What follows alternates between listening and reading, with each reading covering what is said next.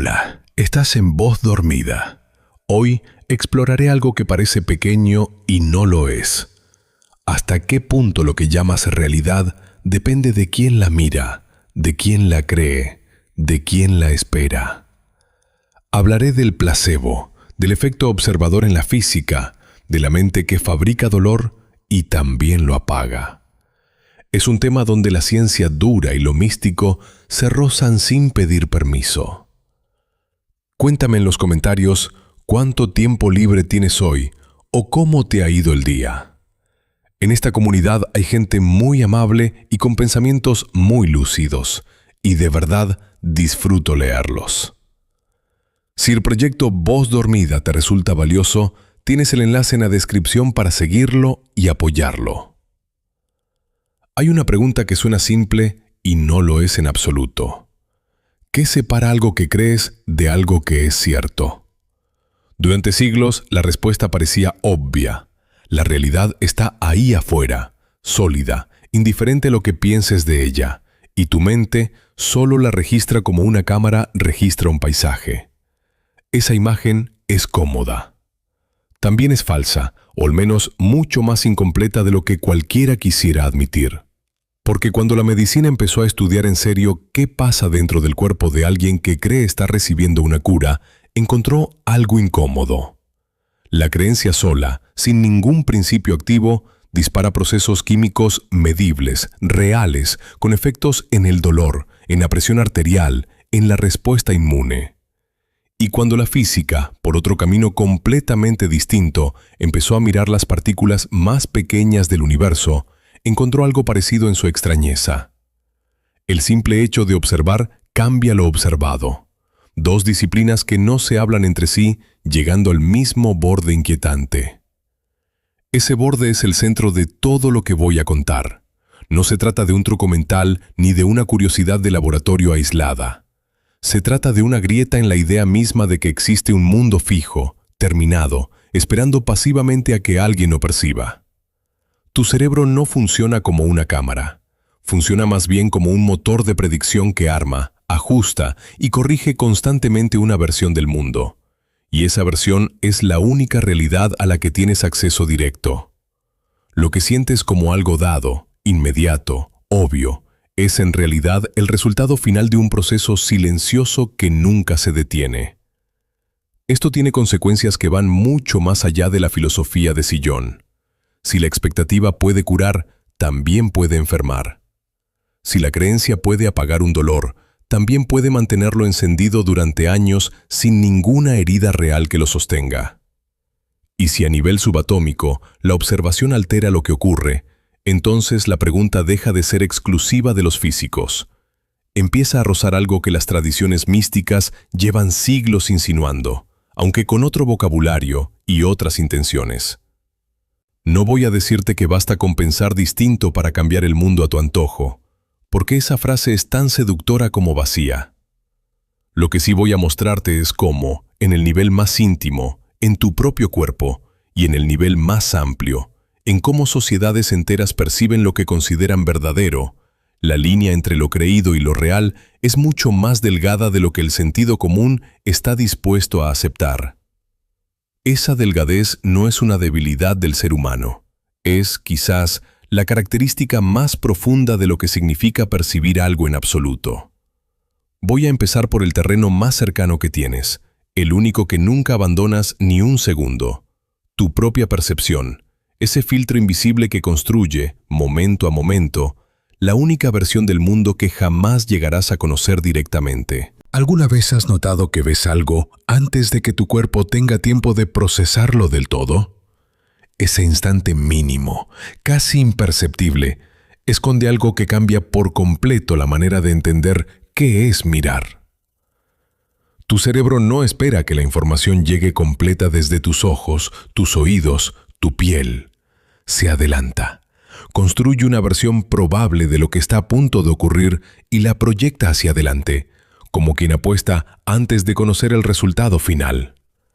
Lo que llamas ver ya es, en el momento en que lo percibes, una corrección de esa apuesta. Aquí aparece la tensión que sostiene toda la experiencia humana de estar despierto.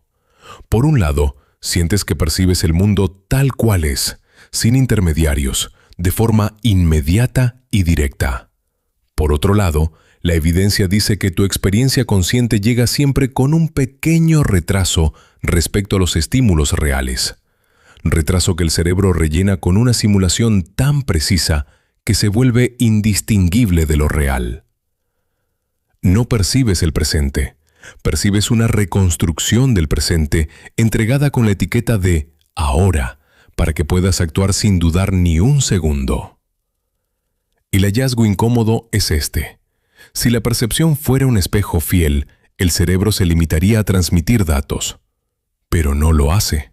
Genera hipótesis constantes sobre lo que va a encontrar y solo corrige esas hipótesis cuando algo no coincide con lo esperado. La mayor parte del tiempo, lo que ves es más predicción que información nueva. Cuando entras a una habitación conocida, tu cerebro no analiza cada objeto desde cero. Rellena los huecos con lo que ya espera encontrar y solo se detiene a mirar de verdad si algo rompe esa expectativa.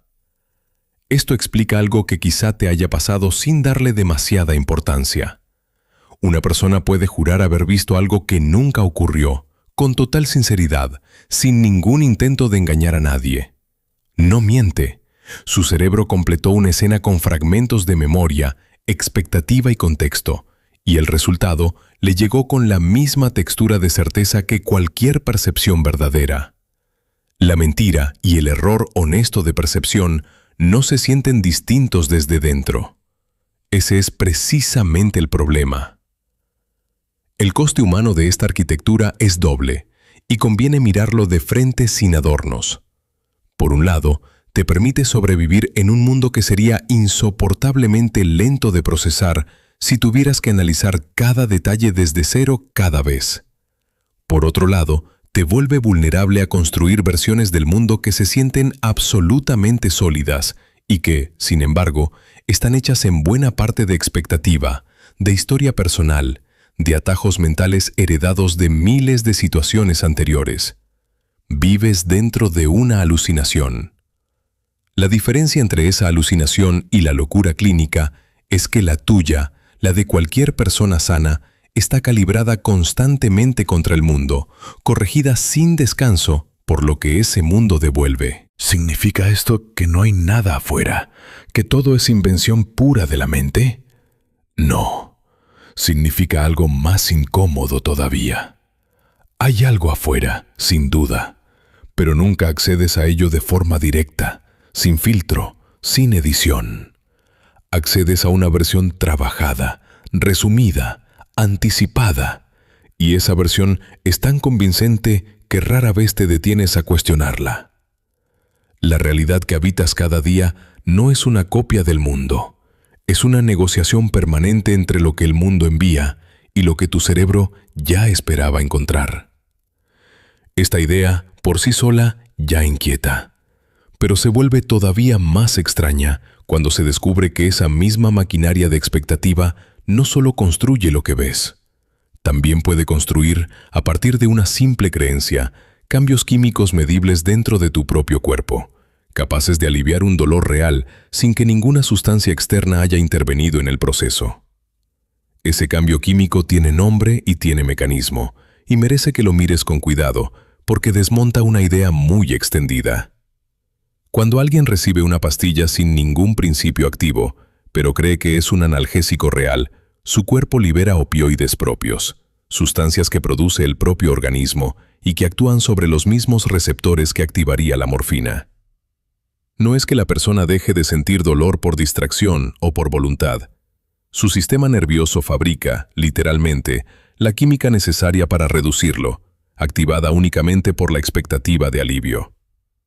Esto se puede medir, se puede bloquear con un antagonista farmacológico, se puede observar en escáneres cerebrales. No es metáfora, es fisiología pura, disparada por una creencia. Aquí conviene desplazar una definición que suele quedarse a mitad de camino. El placebo no es la ausencia de tratamiento ni una forma elegante de decir que alguien se curó solo por su cabeza.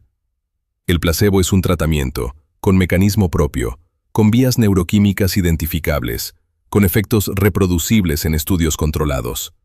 Lo único que cambia respecto a un fármaco convencional es el origen de la señal que dispara la respuesta. En lugar de una molécula externa que activa un receptor, es la expectativa, procesada por regiones cerebrales muy concretas, la que ordena al cuerpo liberar sus propias sustancias activas. Un ejemplo conocido en la investigación médica lo deja especialmente claro. En estudios sobre dolor postoperatorio, pacientes que recibieron sueros sin ningún analgésico, pero que creían estar recibiendo morfina, mostraron reducciones de dolor comparables, en un porcentaje relevante de los casos, a quienes recibieron el fármaco real. La diferencia entre ambos grupos no estaba en el cuerpo antes del tratamiento, estaba en lo que cada cuerpo esperaba que ocurriera después. El hallazgo central, el que cambia por completo cómo deberías pensar en esto, es que la línea entre curación real y curación imaginada empieza a desdibujarse en cuanto se mide con instrumentos objetivos. Si el resultado químico es idéntico, si el alivio del dolor es medible con los mismos parámetros, ¿en qué sentido uno de los dos procesos merece llamarse más real que el otro? La creencia, en este contexto, no es un atajo mental separado del cuerpo. Es una de las vías legítimas por las que el cuerpo se regula a sí mismo. Esto tiene consecuencias que van más allá del consultorio médico. Si una expectativa sostenida con suficiente convicción puede activar mecanismos de curación reales, entonces buena parte de lo que llamamos efecto de un tratamiento incluye siempre, en mayor o menor medida, un componente construido por la mente de quien lo recibe. Los ensayos clínicos rigurosos existen justamente para separar ese componente del efecto propio de la sustancia, y aún así, en muchas áreas de la medicina, el margen entre ambos resulta sorprendentemente estrecho. Esto no significa que los medicamentos no funcionen. Significa que la frontera entre química externa y química interna es mucho más porosa de lo que la intuición cotidiana está dispuesta a reconocer. Queda, sin embargo, algo sin resolver, algo que la ciencia todavía no explica del todo. No cualquier creencia produce el mismo efecto en cualquier persona, ni con la misma intensidad, ni de forma predecible en todos los casos.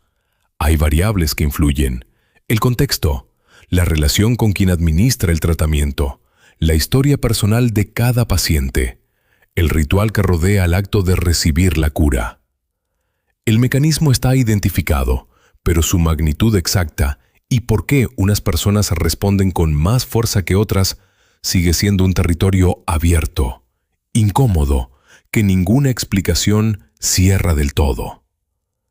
Ese margen de incertidumbre es justo el punto donde la próxima pieza de esta historia empieza a encajar, porque si la creencia puede fabricar alivio, cabe preguntarse con la misma seriedad qué pasa cuando lo que se fabrica, en cambio, es miedo. Hay un experimento que parece de laboratorio, pero ocurre todos los días en cualquier cuerpo asustado. Se le dice a alguien que un procedimiento va a doler mucho. No cambia nada en el procedimiento en sí, solo la advertencia previa, y el dolor reportado sube, la ansiedad sube, los marcadores fisiológicos de estrés suben, todo antes de que el procedimiento empiece siquiera. La expectativa negativa ya modificó el cuerpo. Esto tiene nombre, se llama nocebo, y es el gemelo oscuro del mecanismo que acabas de conocer. Aquí aparece la paradoja que merece nombrarse sin rodeos. Si la creencia positiva puede activar opioides propios y aliviar dolor real, la lógica exige aceptar que la creencia negativa tiene que poder hacer el trabajo inverso con la misma potencia. Y así es. El miedo anticipado a un daño activa circuitos de estrés que liberan cortisol, que alteran la percepción del dolor amplificándola, que en algunos estudios han llegado a producir síntomas físicos objetivos, como náuseas, mareo, incluso reacciones cutáneas, únicamente porque la persona esperaba que algo dañino estuviera ocurriendo dentro de su cuerpo. No hay sustancia tóxica. Hay una historia sobre una sustancia tóxica y esa historia basta. La paradoja se vuelve más incómoda cuando se piensa en la ética médica. Explicarle a un paciente todos los efectos secundarios posibles de un tratamiento es una obligación, no una opción. Es información necesaria, es respeto por su autonomía. Pero cada vez que se enumera un efecto secundario, aumenta estadísticamente la probabilidad de que ese paciente lo experimente, incluso si el tratamiento en sí no tiene ninguna capacidad química de producirlo. La honestidad informativa, entonces, entra en tensión directa con el bienestar del cuerpo que recibe esa información. Decir la verdad puede, en un sentido medible, enfermar. Se ha intentado resolver esto de varias maneras dentro de la práctica clínica. Algunos protocolos ajustan el lenguaje, describen los riesgos con precisión, pero sin insistencia repetida. Buscan un punto donde la persona quede informada sin quedar sembrada de miedo. Funciona hasta cierto punto. Reduce algo la incidencia de nocebo, pero no la elimina. Porque el miedo no depende solo de las palabras exactas que se usan. Depende de la historia previa de cada persona, con el dolor, con la enfermedad, con la autoridad médica, con sus propias experiencias de vulnerabilidad. Ajustar el discurso ayuda, pero no cierra el mecanismo. La razón por la que esta resolución nunca es completa tiene que ver con algo más profundo que la comunicación médica. El cuerpo no distingue entre una amenaza real y una amenaza creída con suficiente convicción. Para el sistema nervioso, ambas activan la misma maquinaria del arma. No hay un filtro biológico que separe peligro verificado de peligro imaginado con seriedad. Esto significa que no existe una manera perfecta de proteger a alguien de su propio miedo, simplemente dándole información distinta, porque el miedo no vive en la información. Vive en cómo esa información se procesa una vez que entra. La consecuencia para quien escucha esto es incómoda y difícil de esquivar. Cada vez que anticipas con angustia un dolor, una enfermedad, un fracaso, no estás solo imaginando algo que después podría o no cumplirse. Estás, en algún grado medible, empezando a fabricarlo ya, en tu propio cuerpo, antes de que ocurra nada afuera. Esto no significa que basta con no pensar mal para evitarlo. Esa salida sería demasiado simple y además falsa, porque el miedo no se apaga por decisión consciente. Significa algo más difícil de sostener, que la frontera entre lo que temes y lo que tu cuerpo ya está viviendo es mucho más delgada de lo que la intuición quiere aceptar. Y si el miedo puede enfermar sin causa externa, la pregunta que sigue abierta es, ¿qué ocurre cuando ese dolor, fabricado por la mente, deja huella en el cuerpo mucho después de que cualquier causa original, real o imaginada, ya desapareció por completo? Piensa en alguien que se rompió la espalda hace años. La fractura sanó, los huesos se consolidaron, las imágenes médicas muestran una estructura ósea completamente normal. Y sin embargo, el dolor sigue ahí, todos los días, con la misma intensidad que el primer mes. Este cuadro se repite con una frecuencia que la medicina del dolor conoce bien, y abre dos caminos explicativos que conviene mirar por separado antes de ver por qué ninguno basta solo. El primer camino dice que existe un daño residual invisible a las imágenes actuales, microlesiones en tejido nervioso, inflamación de bajo nivel que ningún escáner detecta con la resolución suficiente. Bajo esta lectura, el dolor sigue siendo, en el sentido más estricto, una señal de alarma legítima, aunque su causa se nos escape. El segundo camino dice algo distinto y más inquietante. Propone que el sistema nervioso central aprendió el dolor como un patrón, lo grabó como una ruta neuronal estable, y sigue disparando esa señal aunque el tejido original ya no tenga nada que reportar. En este segundo caso, El cuerpo sostiene la alarma no porque haya incendio, sino porque aprendió a sonar así, y nadie le enseñó a detenerse. La tensión entre ambas lecturas no es un detalle académico. Cambia por completo qué se debería hacer con ese dolor. Si la causa es un daño físico oculto, la respuesta lógica es seguir buscando, con más pruebas, más especialistas, más intervenciones dirigidas a encontrar el origen material. Si la causa es un patrón neuronal aprendido, seguir buscando daño físico puede ser exactamente lo que perpetúa el problema, porque cada nueva prueba, cada nueva consulta centrada en encontrar algo roto, refuerza en el paciente la creencia de que algo sigue roto, y esa creencia mantiene activa la misma red que produce la señal. Aquí aparece el límite real de la explicación, el punto donde ni la neurología ni la psicología clínica tienen una respuesta completa. La ciencia del dolor crónico reconoce hoy que ambos mecanismos pueden coexistir, que un daño inicial real puede desencadenar un patrón aprendido que, después, sigue funcionando de forma independiente, sin necesidad de que el daño original persista. Pero no existe todavía una manera confiable de medir, en cada persona concreta, cuánto de su dolor actual corresponde a tejido y cuánto corresponde a memoria neuronal. Los instrumentos que usamos para separar ambas cosas son toscos comparados con la complejidad del fenómeno que intentan medir. El coste humano de esta incertidumbre es enorme y rara vez se nombra con claridad. Una persona con dolor crónico sin hallazgo estructural claro suele enfrentarse a la sospecha, propia o ajena, de que su dolor no es del todo real, de que exagera, de que debería poder controlarlo con voluntad.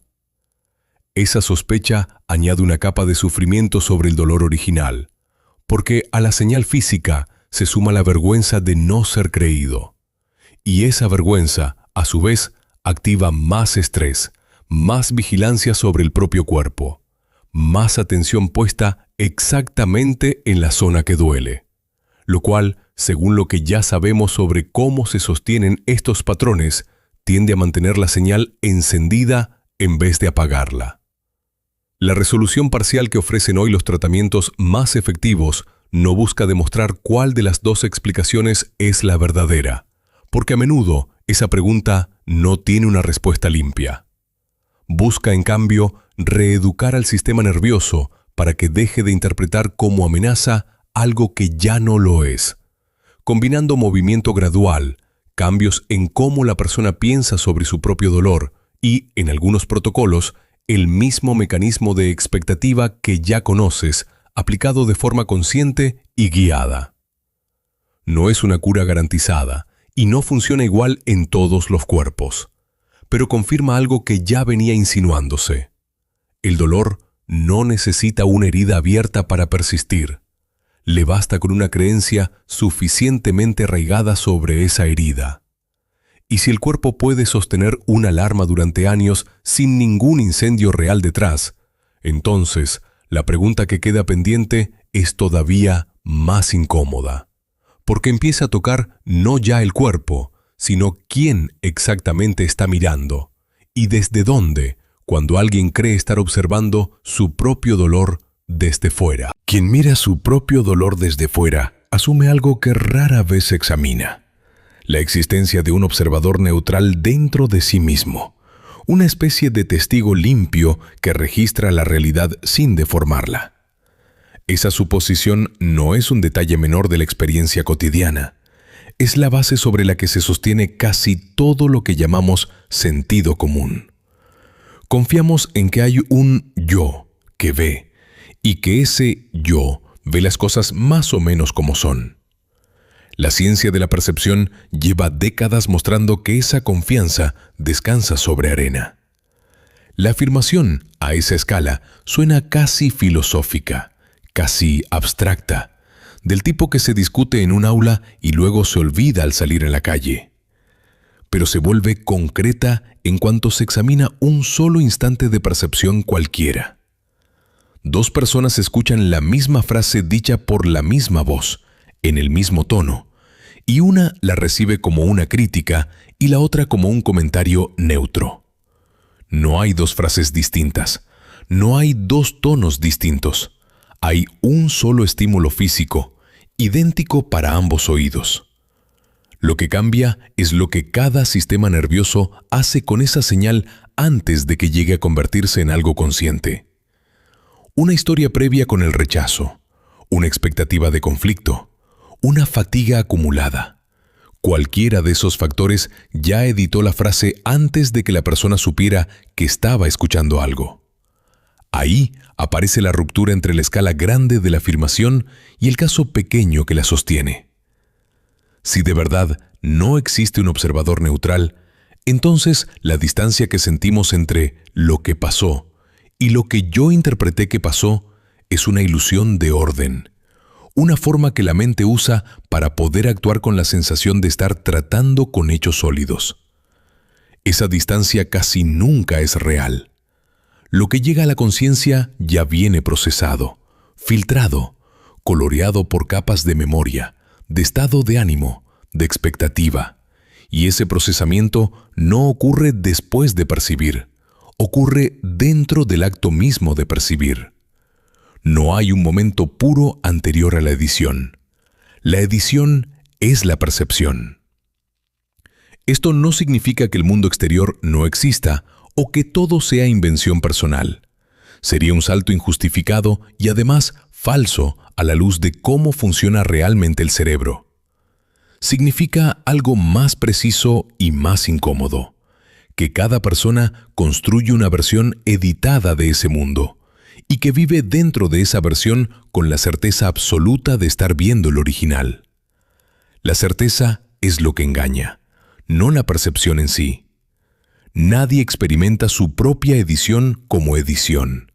Se experimenta como realidad simple, como los hechos tal cual son, sin intermediarios.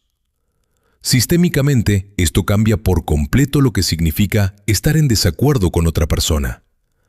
Dos personas que discuten sobre lo mismo no están, en un sentido estricto, discutiendo sobre lo mismo. Están comparando dos versiones editadas de un evento compartido, cada una convencida de que su versión es la fuente sin filtrar. Esto explica por qué tantos desacuerdos se sienten irresolubles, incluso cuando ambas partes actúan de buena fe. No hay mentira de ningún lado. Hay dos sistemas de edición distintos procesando la misma señal cruda y produciendo dos realidades subjetivas que se sienten, cada una, tan objetivas como el suelo bajo los pies. La consecuencia se extiende más allá del conflicto interpersonal y toca algo más íntimo todavía: la relación de cada persona con su propia memoria. Si el yo que observa ya edita en el momento de observar, entonces cada recuerdo que se forma también nace editado. Y cada vez que ese recuerdo se evoca, se vuelve a editar un poco más, según el estado emocional del momento del recuerdo. No existe un archivo intacto guardado en algún lugar de la mente esperando ser consultado sin distorsión. Existe una reconstrucción activa, cada vez influida por quién es la persona en el instante en que recuerda, no solo por quién fue en el instante en que vivió aquello que ahora recuerda. Queda entonces una pregunta que no admite una respuesta cómoda. Si no hay un testigo neutral dentro de cada persona, si todo lo que se percibe y se recuerda ya pasó por un filtro invisible antes de llegar a la conciencia, ¿qué es exactamente lo que cada uno defiende con tanta firmeza cuando dice «yo vi lo que pasó» o «yo sé lo que sentí»? ¿Está defendiendo un hecho o está defendiendo la única versión que su propio sistema de edición fue capaz de producir, sin manera alguna de comparar esa versión con nada anterior a ella misma? Durante mucho tiempo se asumió algo que parecía obvio dentro de la medicina experimental. Para que el placebo funcione, el paciente tiene que creer que está recibiendo un tratamiento real, y esa creencia solo puede sostenerse si nadie le dice la verdad. El engaño, bajo esta lógica, era el ingrediente activo. Sin ocultamiento no hay efecto, porque en el momento en que la persona sabe que está tomando azúcar en vez de fármaco, la mente debería desactivar cualquier respuesta fisiológica asociada a la cura. Esa lógica dominó protocolos enteros y también justificó, durante décadas, cierto malestar ético alrededor del placebo, porque administrar un tratamiento falso sin avisar siempre plantea un problema moral incómodo. Una serie de estudios clínicos rompió esa suposición de una manera que sorprendió incluso a quienes los diseñaron. A grupos de pacientes con síndrome de intestino irritable se les entregaron pastillas de azúcar con una etiqueta clara, escrita sin ambigüedad, que decía que aquello era un placebo sin ningún componente activo. Se les explicó, además, qué es un placebo y cómo funciona en términos generales. No hubo ocultamiento de ningún tipo. Y sin embargo, ese grupo mostró una mejora significativamente mayor en sus síntomas comparado con quienes no recibieron ningún tratamiento, casi al nivel de lo que suele registrarse con placebos administrados de la forma tradicional, con engaño incluido. El cuerpo respondió aunque la mente supiera exactamente qué estaba pasando. Este hallazgo obliga a reubicar dónde está el verdadero motor del efecto. La expectativa se activa igual, la mejora se produce igual, y lo único que sostiene todo esto es el acto en sí, la secuencia completa de tomar una pastilla en un horario fijo, de recibirla de manos de un profesional que presta atención, de participar en un procedimiento que el cuerpo reconoce como cuidado, aunque la mente sepa que el contenido químico es inerte. El ritual funciona por su propia estructura, independientemente de si detrás hay una mentira o una verdad declarada con total transparencia. Esto complica bastante la idea de que la creencia funciona solo cuando cree estar creyendo algo falso sin saberlo. Aquí la persona sabe perfectamente que no hay fármaco, y aún así, algo en su sistema nervioso responde al gesto, a la repetición, a la atención recibida, como si esos elementos por sí mismos ya activaran mecanismos de expectativa que preceden a cualquier contenido racional sobre lo que se está tomando. Años de asociar el acto de tragar una pastilla con el alivio, de recibir cuidado médico con la idea de mejora, dejaron una huella tan profunda que ni siquiera la información explícita logra desactivarla por completo. La mente adulta puede saber la verdad completa, y el cuerpo, aún así, sigue el patrón aprendido durante toda una vida de rituales sanitarios. Lo que queda entonces no es un truco que dependa de mantener a alguien en la ignorancia, casi arquitectónica, que combina expectativa, atención y repetición ritual, capaz de generar efectos medibles con o sin verdad de por medio. Esa estructura no nació con la medicina moderna ni con los ensayos clínicos que la documentaron en laboratorios durante el último siglo. Estaba presente muchísimo antes, en formas de curación que ninguna etiqueta científica avalaba, sostenidas únicamente por la fuerza de la repetición compartida y por la certeza colectiva de que ese gesto, hecho de esa manera, producía alivio. Ahí empieza a abrirse un terreno todavía más amplio que el de una pastilla individual tomada en soledad frente a un vaso de agua.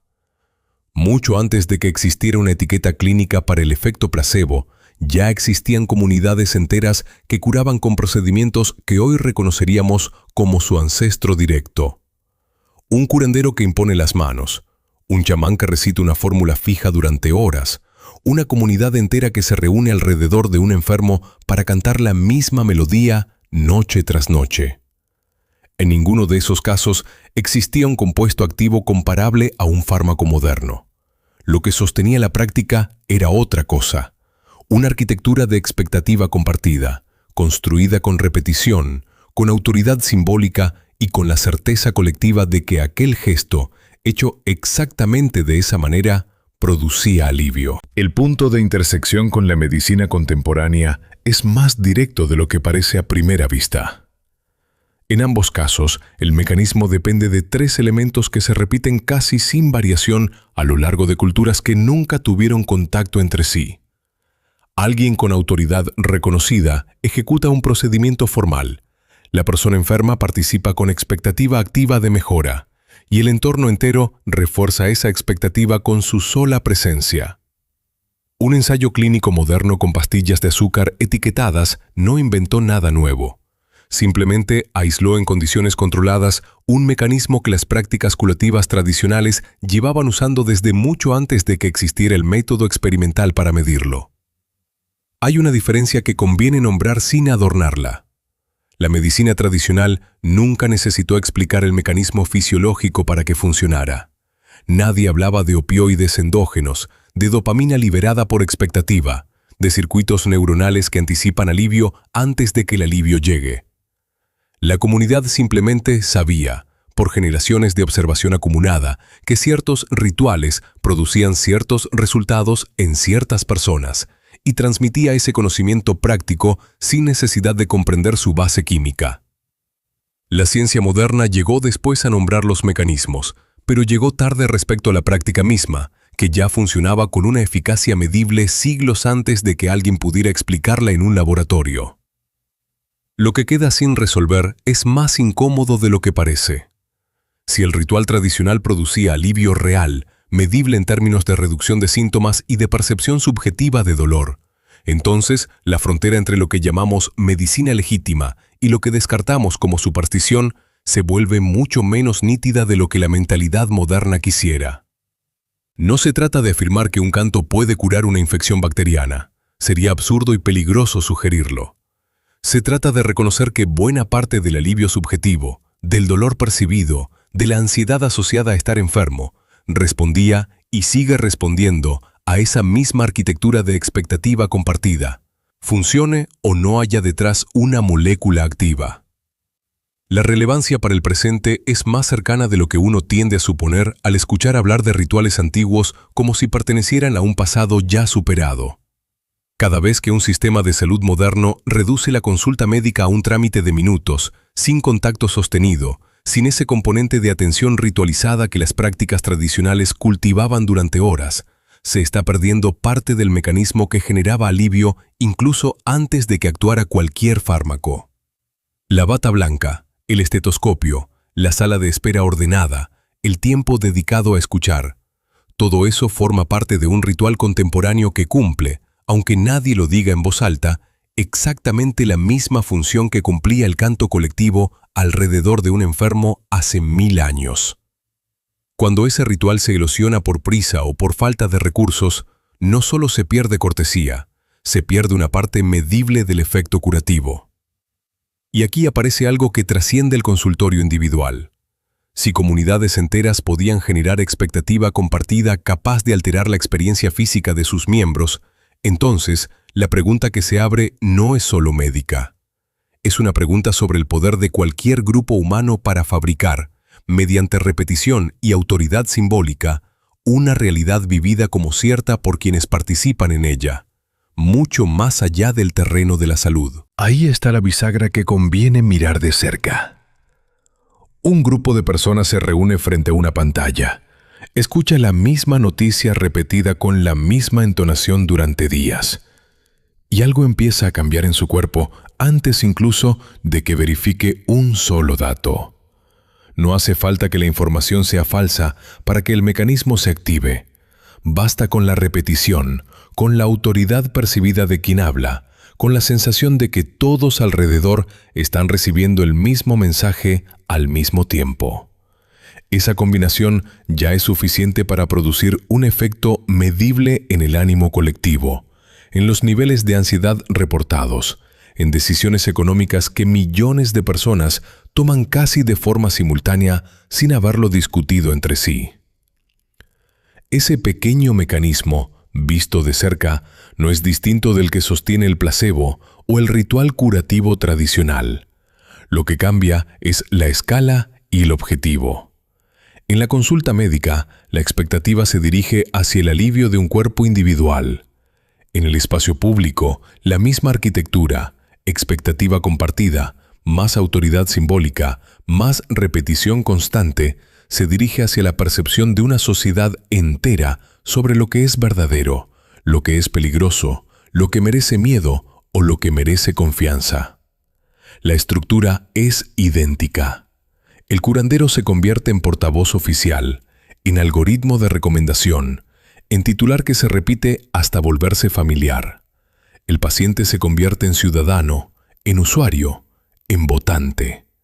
Y el efecto, igual que en el cuerpo individual, se produce sin necesidad de que exista un ingrediente real detrás de la promesa.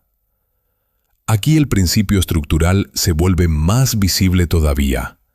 Cualquier sistema que controle la repetición de un mensaje y la autoridad desde la que se emite puede fabricar una percepción compartida que se vive como hecho objetivo, exactamente con la misma lógica que fabrica un alivio subjetivo en un paciente que toma una pastilla de azúcar.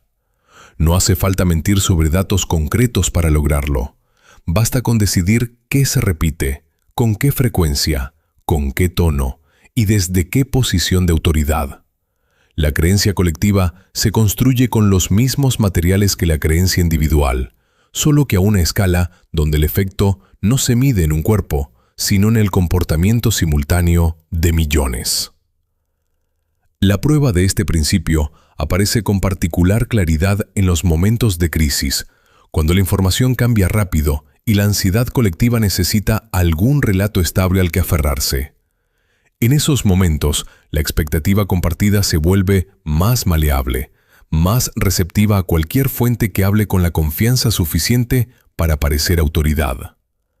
Comunidades enteras han cambiado su comportamiento de consumo, su percepción de riesgo, su nivel de confianza en instituciones enteras, siguiendo patrones que se explican mejor por la arquitectura de la repetición que por la solidez real de la evidencia disponible en ese momento. Pero el principio también encuentra su límite, y ese límite es importante nombrarlo sin suavizarlo. La expectativa compartida puede alterar percepción, ánimo, comportamiento colectivo, incluso decisiones que después se sienten como propias y racionales. Lo que no puede hacer es alterar los hechos que existen fuera de esa percepción. Del mismo modo que el placebo alivia el dolor percibido, pero no elimina un tumor. Una sociedad puede convencerse colectivamente de algo falso con la misma facilidad fisiológica con la que un paciente cree en una pastilla inerte. Y esa convicción compartida tendrá efectos reales, medibles sobre su comportamiento. Pero la realidad que queda fuera del relato repetido sigue ahí, indiferente a cuántas veces se la repita de una manera o de otra. Ese límite es justo el punto donde conviene detenerse, porque separa dos preguntas que suelen mezclarse sin cuidado.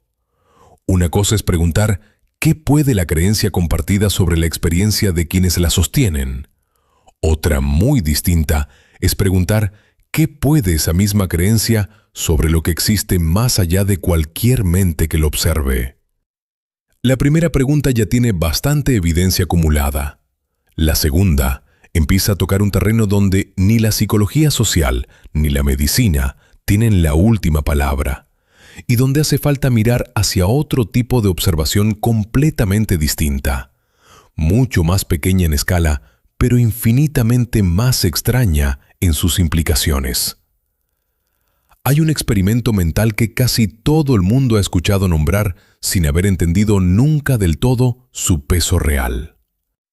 Un haz de partículas diminutas se lanza contra una pared con dos ranuras abiertas, y detrás de esa pared hay una pantalla que registra dónde cae cada partícula después de pasar.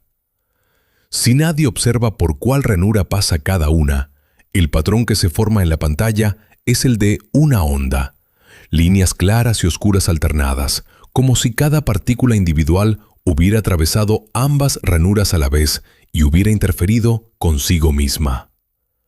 Pero en el momento en que se coloca un instrumento para medir por cuál ranura pasa efectivamente cada partícula, el patrón cambia. Desaparece la interferencia. Aparecen dos manchas simples, una detrás de cada ranura, como si las partículas hubieran decidido comportarse de otra manera solo porque alguien o algo estaba mirando. La paradoja hay que nombrarla sin suavizarla, porque suavizarla es traicionar lo que el experimento realmente muestra. No se trata de que el observador humano, con su conciencia, con su intención, altere la materia por algún tipo de voluntad mística.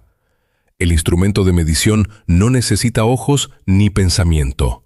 Basta con introducir cualquier dispositivo capaz de registrar información sobre el camino recorrido y el comportamiento cambia, independientemente de si un ser humano llega a leer ese registro o no. Aún así, la pregunta que queda flotando es exactamente esa, incómoda y precisa. ¿Por qué el simple acto de que exista información disponible sobre el camino, sin que nadie la mire todavía, es suficiente para colapsar la interferencia y forzar a la partícula a comportarse como si hubiera tomado un solo camino definido? Se han intentado varias resoluciones a lo largo de las décadas, y ninguna cierra el asunto del todo.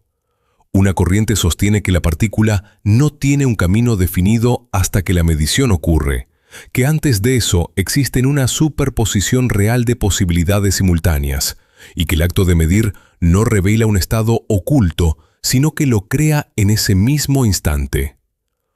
Otra corriente propone que existen variables ocultas, información que no podemos acceder, pero que ya determina el camino desde el principio, y que la medición solo revela lo que ya estaba decidido sin que lo supiéramos. Una tercera corriente, más radical todavía, sugiere que cada posibilidad se realiza en una rama distinta de la realidad, y que lo que llamamos colapso es solo la sensación subjetiva de encontrarnos en una de esas ramas. La razón por la que ninguna resolución termina de cerrar el asunto es estructural, no una simple falta de datos que algún experimento futuro vaya a completar.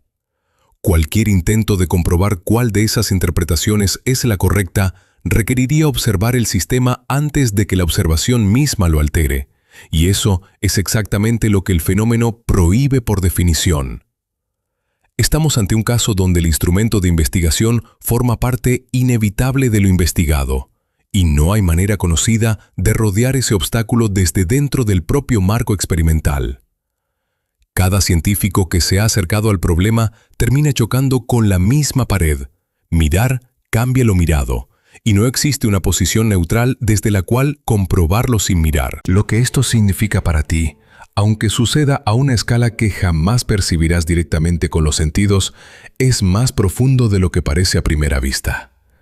Si en el nivel más elemental de la materia la observación participa en la determinación de lo que ocurre, entonces la vieja idea de una realidad completamente separada, indiferente, esperando ahí afuera a que alguien la registre sin ser tocada por ese registro, empieza a perder solidez incluso en el terreno donde la física se supone más objetiva. No implica que tu mirada sobre una silla determine si la silla existe. Implica algo más incómodo todavía, que la frontera entre observador y observado, esa línea que damos por evidente en la vida cotidiana, puede no ser tan limpia ni tan fija como el sentido común insiste en creer, ni siquiera en el terreno donde se supone que las leyes son más frías y más exactas. Esa pared donde chocan los físicos tiene un espejo extraño al otro lado, y ese espejo lleva siglos siendo habitado por tradiciones que jamás usaron un acelerador de partículas ni una pantalla de detección. Ciertas corrientes místicas, desde hace mucho tiempo y en culturas muy distintas entre sí, sostienen algo parecido sin ningún aparato de laboratorio de por medio. Afirman que el mundo tal como se presenta ante los sentidos depende de la conciencia que lo contempla, que separar tajantemente quién mira de lo que es mirado es ya una simplificación, una comodidad del lenguaje más que una descripción exacta de cómo funciona la experiencia. Ese paralelismo entre lo que sugiere el experimento de la doble rendija y lo que sostienen esas tradiciones antiguas no es casualidad de vocabulario. Es la misma intuición llegando desde dos direcciones que jamás se hablaron entre sí durante la mayor parte de la historia. De ahí se abren dos consecuencias posibles, y conviene sostener las dos al mismo tiempo sin apresurarse a elegir. La primera consecuencia es que la física, empujada por sus propios experimentos, esté tropezando por caminos matemáticos con una verdad que el misticismo intuyó por otras vías, y que ambos discursos, con lenguajes incompatibles, estén señalando hacia el mismo territorio desde ángulos distintos. La segunda consecuencia, mucho más prudente, es que se trate de un espejismo de semejanza, dos fenómenos completamente distintos que usan palabras parecidas por simple pobreza del lenguaje humano para nombrar lo extraño. El colapso de una función de onda en un laboratorio y la disolución del yo que describe un practicante contemplativo podrían no compartir absolutamente nada más allá de la metáfora prestada. La tensión entre esas dos lecturas no se resuelve con más datos, porque no es una tensión que pertenezca al terreno de los datos. La física trabaja con ecuaciones que predicen resultados de medición con una precisión asombrosa, y esas ecuaciones no necesitan ninguna referencia a la conciencia para funcionar correctamente en la mayoría de los cálculos prácticos. El misticismo trabaja con la experiencia directa, con estados internos que se describen en primera persona y que no admiten la misma clase de repetición controlada que exige un experimento. Cuando alguien intenta forzar un puente directo entre ambos, suele terminar traicionando a uno de los dos lados, simplificando la matemática para que suene espiritual, o vaciando la experiencia contemplativa de su contenido para que suene científica. Ahí aparece el límite real de cualquier explicación disponible hasta ahora, y es un límite honesto, no una laguna que la próxima generación de físicos vaya a rellenar con un experimento más fino. No existe por ahora ningún procedimiento capaz de verificar si la conciencia misma juega un papel causal en el colapso de la función de onda, o si el papel lo juega cualquier interacción física capaz de registrar información, tenga o no tenga alguien detrás una experiencia subjetiva. Los intentos de diseñar experimentos que aíslen esa variable chocan siempre con el mismo problema, porque cualquier instrumento que registre información ya introduce el tipo de interacción que altera el sistema, haya o no una mente consciente leyendo ese registro después. La pregunta queda abierta no por falta de ingenio, sino porque toca una zona donde el propio acto de investigar forma parte de lo investigado. El coste humano de vivir con esa frontera sin cerrar es real y merece nombrarse sin adornos. Resulta incómodo aceptar que ni la ciencia más rigurosa ni la tradición contemplativa más antigua pueden entregarte una certeza definitiva sobre si existe, en algún nivel, una realidad completamente independiente de cualquier observación. Esa incomodidad no se resuelve con una síntesis fácil que junte ambos lenguajes en una frase bonita, porque cualquier síntesis apresurada traiciona el rigor de uno de los dos lados. Lo único honesto que puede decirse, mientras la frontera permanece abierta, es que la línea entre lo que existe por sí mismo y lo que existe en relación con quien lo observa es más delgada de lo que la vida cotidiana necesita creer para funcionar, y que esa delgadez aparece de manera consistente tanto en el laboratorio más frío como en la experiencia interior más antigua. Ninguna de las dos rutas te entrega un mapa terminado. Ambas te dejan de pie justo en el borde, mirando hacia el mismo vacío desde direcciones distintas, sin que ninguna consiga cruzarlo del todo. Vuelve entonces a ti, a la habitación donde escuchas esto, a tu propio cuerpo que hace un momento seguía sosteniendo un dolor sin herida, a la sustancia inerte que tu sistema nervioso convirtió en alivio real, a la partícula que se comporta distinto según haya o no información disponible sobre su camino. Ninguno de esos hechos vive aislado del resto. Comparten una misma raíz, aunque los separen la escala, el lenguaje y el instrumento usado para observarlos. En todos los casos, algo que llamábamos fijo, terminado, ajeno a quien lo mira, resulta estar en diálogo constante con la mirada misma. Eso no significa que puedas decidir con el pensamiento el resultado de un análisis de sangre, ni que una comunidad entera imagine una moneda y la moneda cambie de valor. Significa algo más incómodo y más preciso. La realidad que habitas no es un bloque terminado esperando ser descubierto sin alteraciones, sino un proceso donde la expectativa, la atención y el marco que usas para interpretar lo que ocurre participan en el resultado final, a veces de forma medible en la química de tu cuerpo, a veces de forma todavía discutida en el nivel más elemental de la materia. La línea que separa a quien observa de lo observado, esa línea que la vida diaria necesita trazar con nitidez para poder funcionar, se vuelve borrosa justo en los puntos donde miras con más cuidado. Ahí aparece la responsabilidad que ninguna síntesis cómoda puede quitarte de encima. Si la creencia moldea la experiencia del dolor y de la cura, si el miedo puede enfermar con la misma potencia con que la esperanza puede sanar, si la atención colectiva construye percepciones que después se viven como hechos indiscutibles, entonces no ocupas una posición pasiva frente a lo real. Participas en su fabricación, aunque sea de manera parcial, aunque sea dentro de límites que no elegiste y que no controlas del todo. Eso es libertad, porque abre una grieta donde antes solo había un destino fijo. Y es también una carga, porque nadie puede prometerte un suelo absolutamente firme bajo los pies, un punto neutro desde el cual mirar sin alterar nada de lo que mira. Los límites de todo esto importan tanto como el fenómeno mismo. La creencia cura dolores y modula síntomas, pero no repara una fractura ni sustituye un tratamiento cuando el cuerpo necesita algo más que expectativa. El efecto observador altera partículas en condiciones extremadamente controladas. No garantiza que tu deseo mueva objetos a tu alrededor. Confundir esos límites es donde nace la distorsión, el salto fácil hacia la idea de que basta pensar distinto para transformar cualquier circunstancia, sin fricción, sin cuerpo, sin consecuencias.